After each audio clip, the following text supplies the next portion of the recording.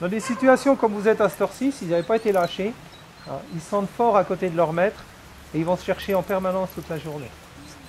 Voilà. On les lâche, ils se défoulent, ils apprennent à vivre ensemble. Il y a un peu des petits accros, ils essayent de mettre en place leur hiérarchie. Celui qui se sent un peu moins fort, il s'incline.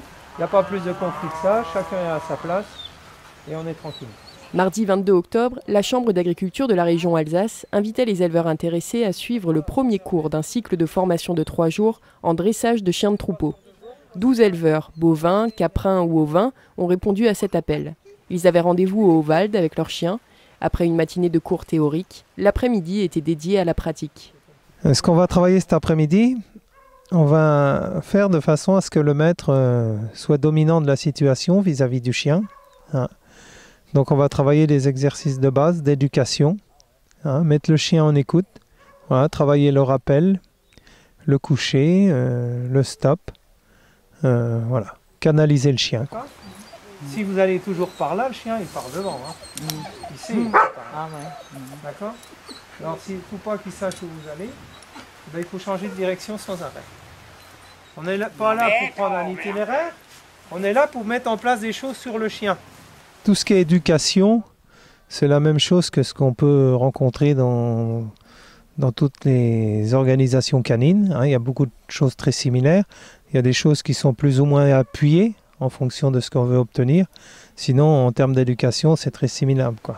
Le problème, ton chien, il est dans une position très soumise et tu le renforces dans sa façon d'être.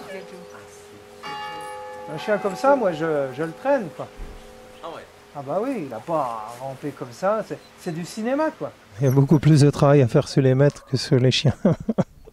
Parce que l'être humain est fait de manière à ce qu'il veut que ça fonctionne comme il a envie que ça fonctionne, et il ne respecte pas toujours le comportement, l'aptitude naturelle, soit du chien, soit du troupeau, quoi. Et là, on travaille plutôt sur des comportements, et il est important de les respecter. Répondre à son nom, marcher à côté de son maître, s'arrêter sur demande et revenir dès que son propriétaire le lui demande, voici le type d'exercice travaillé ce jour-là. Un seul objectif, créer une sorte de symbiose entre l'homme et l'animal. Tout est mis en place pour que le maître sache se faire comprendre par son chien et dans un seul but, qu'il devienne une aide à la conduite du troupeau. C'est-à-dire le chien, c'est un arrêteur de mouvement. À partir du moment qu'il y a une bête qui fuit, il veut la rattraper pour la dépasser, pour l'arrêter et la rabattre sur son maître, quoi. Tant qu'un chien n'est pas à l'aise sur la contention du troupeau, c'est-à-dire s'il n'a pas la capacité à gérer tous les animaux qui fuient, ça ne sert à rien de chercher à mettre du dressage, quoi. Une fois la base appréhendée, les éleveurs et leurs chiens ont été mis face à un troupeau, mais par précaution, les vaches étaient contenues dans un filet.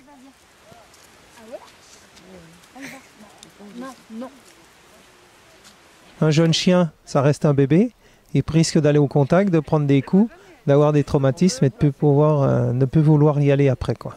Donc c'est important de travailler dans des conditions aménagées et sécurisées, quoi. Nous, entre chefs d'exploitation, on devient un meneur de troupeau, on est perçu différemment du troupeau parce que c'est plus nous qui mettons l'autorité sur nous, au contraire, les animaux viennent se réfugier sur nous. C'est-à-dire, à partir du moment que le chien a tourné les animaux vers nous, le chien doit laisser tranquille les animaux. Et à partir de là, on met en place une domestication de troupeau. Donc on est beaucoup mieux intégré dans le troupeau, on a un meilleur contact avec nos vaches, de fait de ne plus mettre de l'autorité dessus puisqu'elle est mise par le chien, quoi. Au contraire, on est l'élément rassurant du troupeau, quoi.